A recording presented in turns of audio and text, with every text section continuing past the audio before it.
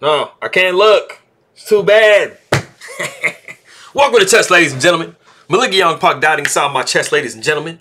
Appreciate you guys stopping by. As the thumbnail said, this is the final game between Wesley So and Quang Liêm. It determines who is going to be the champion. So, yes, this is the 7th game between the two of them for their match. This is their second match for the second day. And it is a really good one. And, you know, I looked at this. I was looking at the broadcast because I was trying to get some information. And I saw what they were playing in this game. And I had to do this game.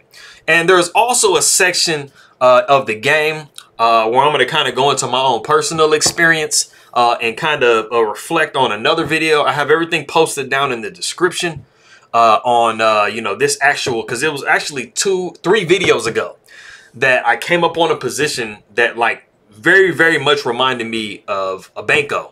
And we literally have a Benko in this game. So, anybody who is coming from Vietnam, I will say, Jao Mui Nui and Cam On Ban. Appreciate you guys for stopping by. All of my people in the Philippines, I'll say Mabuhay. Masaya Komakiri Kang Muli, Ingat Lagi, Mabuting Pagbadi. Let me see, it is still morning, so Magandang Umaga to you, Kamusta na Aking Kaibigan. And if you guys are ready to go, let's take a look and see what we have for this game. I'm excited. We got D4, knight comes to F6, we have C4, C5. So, you know, this has a lot of different possibilities. A majority of the time, you're going to go in push D5, which is what we see in the game. And you can get into, you know, like just a regular Benoni with, you know, some G6s or even some, you know, some E6s going on. You know, just to try to trade down and get some bishop E7s going. So, you know, this is a transposition of a Benoni, if possible, if that's what black wants to do. A lot of the time in this position, though, you do see the B5, like I said, which is the Benko Gambit. And, you know, you are giving up a pawn as black, and you're trying to, you know, get a lot of development. It's very similar to if you guys play the French as white, and you guys encounter the advance. It's also similar to the wing gambit. You know, the wing gambit, you know, will give up, you know, it will give up a B pawn and the A pawn and stuff like that, and just get like rapid development going on. And so they're very sharp. But as I said in the video 3 videos ago, there are very few variations of the Benko gambit that are actually good. A majority, I would probably say 85 to 90% of the Benko is completely lost. And it doesn't matter who you are. Like I said, from amateur all the way up to world champion, it is just not possible to survive, you know, a majority, if not almost all of the variations of the Benko. It is basically meant to try to throw your opponent off so much that they start to make mistakes. And if you do run across an opponent that does know the theory and does understand what they need to be doing, I don't really feel like you're going to win that game. But anyway, moving on. We do have pawn takes B5. We have A6. We have pawn takes A6. We got G6. Knight comes to C3. So we're delaying the capture of the A pawn for some reason. Bishop takes A6. We see E4. Bishop takes F1. King takes F1. We see D6. Knight comes to F3. We got bishop to G7. G3.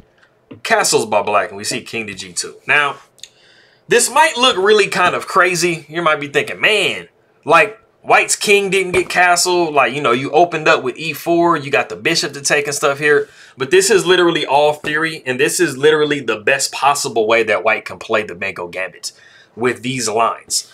And as I said before, this is something that, like, I mean, you know, I can bullet these moves out. Like, it's so memorable to me.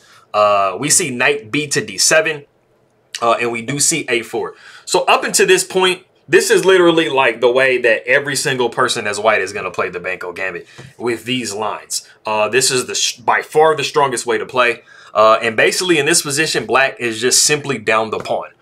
There aren't any like tactics or tricks. You know, there are a couple of things that black can try to do to throw white off. But like I said, if white knows what they're doing, you know, you're going to have a really hard game as black, and you're literally just going to be down a pawn. And not only that, this is a completely passed pawn. If you guys notice, this A pawn is like, hey, bro, I'm going to try to get to A8 at some point. So there are many different options in this particular position. Personally, I've seen probably everything that you can see in this position. I've seen queen coming to a5. I've seen queen to b6. Those are going to be the most common. You know, you also can see rook to a6 in this position. You know, a little bit less often, you'll see a knight coming to g4. But you have to be very careful with this knight to g4 move, because you can get your knight trapped, and that is always present. Queen comes to e2, knight comes g to e5, and then you have a knight to g2. Like I said, I mean, this knight now doesn't have the ability to come back. So, you know, this can cause some problems. So many times I've trapped somebody's knight by playing f4 and they're like, oh, crap. So not only are you now down a pawn, you're down a knight as well. You know, sometimes after a4, sometimes you might see a queen to c8 or queen to b8. They're a lot more rare to do that. But in the game, we saw rook to a6 we actually see queen coming to e2. And then we see queen over to a8. We see rook to a3. And then we see rook to b8. And, you know, there is a lot of play over here. A majority of the time, if not all of the time, when you do play the Benko Gambit, you are banking on this b file being open and trying to, like, you know, combine the bishop and the rook on this square. And the issue that I was telling you guys about is the fact that this bishop is almost always going to be the last piece to be developed. And there are a lot of people, I wouldn't say a lot of people, there are quite a number of people, especially like when you get into like the average or lower rated players, that don't really understand what they need to be doing with this bishop. And you pretty much have to develop this bishop with the tempo. And the main problem that you have as white that you have to solve is this b2 pawn is like really, really hard. Like I said, once you have this going, and, you know, you do want to try to push it to b3 at some point, maybe. And it just becomes really, really hard for you to develop the bishop. So if you never develop the bishop, you know, black can actually have a pretty okay game. And it's not like completely lost, but like I said, you know, this position is favorable for white. So what I'm actually going to do after a4, the whole reason I mentioned what I mentioned earlier, and I mentioned 3 games ago, that this position looks so familiar to me. It's like, man, this looks identical. And I put a timestamp, like I said, in the description. So if you want to jump to that point in that actual video, in the comments, I pinned my comment, so you can go exactly to the point in the video that I'm talking about. It's almost an identical position. You'll see the situation. In my personal files, the way that I personally play this position after rook to a6, I actually go rook to a3. Queen comes to a8, rook to e1. We have c4 and then bishop to e3. And like I told you guys the other day, this rook to a3, this c4 move, it just looks so familiar to me. And I actually had to go back and take a look and see what I was, you know, trying to remember from my own personal experience. But like I said, this knight will try to go to g4. It'll try to come to e5, and it'll try to plop itself down into d3. And that can be very annoying, you know, if you don't, you know, fully understand the position. But, you know, this is completely won. This is very much won by white. You know, this is probably one of the strongest ways to play this. So, you know, like Quang Liêm, of course, he's playing this probably about as strong as you can play it. But, you know, if, like I said, if white knows what they're doing, they can definitely force some really bad positions for black. So going back to what we had in the game, like I said, we did come to rook to b8. You know, we see rook over to d1. Knight comes back to e8. And like you see, Wesley, so just like a lot of other people, majority of other people that play the Benko, he is having a problem trying to get this bishop developed somewhere, anywhere, because the problem is, I mean, you're kind of hanging this pawn. And, you know, there's this pawn to worry about. So the knight and the rook are the ones that are pretty much protecting it. So knight to e8 is literally just saying, hey, I want to remove this knight and try to win your pawn. So it can be a very complicated position to play for white. So the knight comes to b5, but unfortunately that does drop the pawn. So, you know, the advantage is starting to get given to black. We see queen over to c2, rook takes a3, knight takes a3. And as you guys can see, you know, black has managed to get their pawn back, you know, which is what you do not want to allow black to do in a Benko Gambit. Knight comes to c7. We see knight to c4. Queen comes down to a2. So as you guys are going to start to see, black is starting to get on the back foot, and they're starting to have to defend this position now. Instead of being like way ahead, they're having to start to, defend this position. And something I will say about the position, like I said, as far as the Benko Gambit is concerned, like Wesley So is top, like, you know, and clearly the top 5 in the world playing this position. And even he is having a hard time, you know, converting the advantage that he started off having in the Benko Gambit. So that's why the Benko is so infamous. That's why the Benko is played by so many people, because you're more often than not going to run into people who don't know what they're doing in the Benko, and you're just going to be able to turn the game around and just win the game. So it is very competitive. I hate it. I've studied the crap out of it so that way I don't lose. And it's also the England Gambit. I hate the England Gambit as black, but I have come up quite a bit with the Benko and the England. So, I mean, I have very good winning percentages against both of those. So, you know, that hatred really fueled my study and my passion for just demolishing the crap out of it. So we do see bishop to g5. It is deserting this pawn, but it is, you know, two of the most common ways that you try to develop that bishop is to g5 or to d2, with the effort to try to bring it here and, you know, attack over here, maybe a queen or something like that. So we do see bishop to g5. Rook comes to b4. We see rook over to c1 because, you know, we are attacking this this knight twice. And so, like I said, the pressure is heavy on black. We see bishop to f6. We see h4. Knight comes to b5. We see bishop takes f6. Knight takes f6. And we see queen over to e2. And like I said, I mean, you've seen pretty much for the last like 6-8 moves, you know, white has been just having to defend like all of black's threats. So the game has definitely shifted a little bit. We see king down to g7. We see rook up to c2. We see queen to b3. And like I said before, you know, like white is just really barely holding this position. You know, this pawn is under tremendous pressure. And if black can eliminate this pawn, they literally have a passed c pawn that white has to worry about. So Wesley So finds the best move in the position, which is knight to a5, knocking that queen away. Queen comes up to a4. We see knight back to c4. And I mean, it's possible that we can repeat in this position, but queen goes back to a8. You know, we're trying to discourage the pushing of this e-pawn because we're going to be snapping on your b-pawn. But white goes to rook to d2. We see h6. And then Wesley So says, I don't care about all that. Let's go ahead and push e5. So we see e5. Knight takes on d5, pawn takes on d6. We see pawn takes on d6. And there is a nice move in the position for white. And this is something that Wesley So does find. So if you want to go ahead and pause the video real quick and try to guess what white should play here, go ahead and do so. Okay, cool. So it might be kind of hard to see. I don't think it's the most obvious move, but the move is knight takes d6. And you kind of have some problems in this particular position and you have to find the move.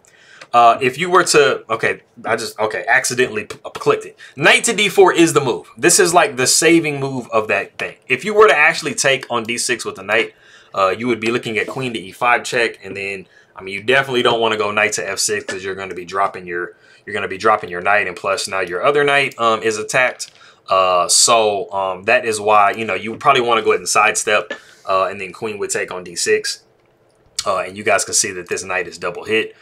So like I said, what like Quang Liêm does is actually take pawn takes, or actually knight takes d6, knight goes to d4. And this is a very like nice counterattack move because you are threatening possible discoveries on this diagonal with this king. And you are attacking here and you're attacking the queen as well. So, you know, Wesley So, like on top of like Quang Liêm having to find the move, Wesley So had to find the move in this position, and he did with queen to e4.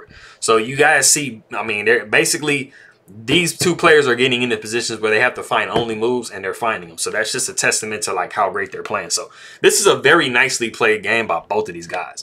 Queen comes to c6, and then we actually see another tactic in the position, which is knight takes f7. And, you know, you definitely don't want to pull one of these king takes because you're going to be looking at knight to e5 with check. And now you are getting hit on both, like both your king and your queen. So now your queen's going to be sad. So after knight takes f7, we actually see like Quang Liêm go knight takes f3. And this is a pretty delicate position because, like I said, you do have these discoveries possible with this knight moving. So you are forced to take with the queen on f3. Knight comes to f4 with check, and the queen is pinned to the king. So that forces you to take with the pawn and block your queen on your knight. So the queen takes f3, king takes f3, king takes f7. But the unfortunate thing for like Quang Liêm in this particular situation is that Wesley So basically has the ability to just liquidate the game and get into a draw, which is what he ends up doing. And that is all he needs to be able to win this tournament. So to run through real quick, we see rook to d5. Rook comes to b3 with check, and you literally can move your king anywhere you want. King comes up to e4. Rook takes b2. Rook takes c5. Rook takes f2. And then we see rook to c7 with check. King comes to f6. And then we see a repeat of this exact position. And after rook to c7 with check on move 44, we do have a draw by threefold repetition. And Wesley So has won the Chessable Masters. So that was a really nice, I mean, it wasn't a win, but, you know, that was all he needed to secure the tournament. So it's like, man, go for that draw, dude. But like I said, this was a really personal game to me because I have played, it took me a very long time to get to where I'm at playing against the Benko and even the England. And, you know, it's it really kind of struck my heart a little bit when I saw that they had played a Benko. I was like, I got to do this game, man. So it was a nice little situation. So, you know, Meraming Salamat Aking Kaibigan for everything. And Kamon Bansa, my other people that are coming from Vietnam. Makita Tayo Mamaya. And the game and the tournament by Wesley So was Lupit. You know, I think what was the phrase that I got? Let me see. I got another. Okay, it got blocked because I got another comment since then, so I can't see it. But I think the phrase is ang lupit. It is pretty crazy. It's pretty cruel. It's pretty nasty how Wesley So did Le Quang Liêm. But you know, Le Quang Liêm, I mean, he played some really great games. He definitely didn't make it easy for Wesley So. So that was a really nice situation that they had going on. But I appreciate you guys very much, and I'll see you next time.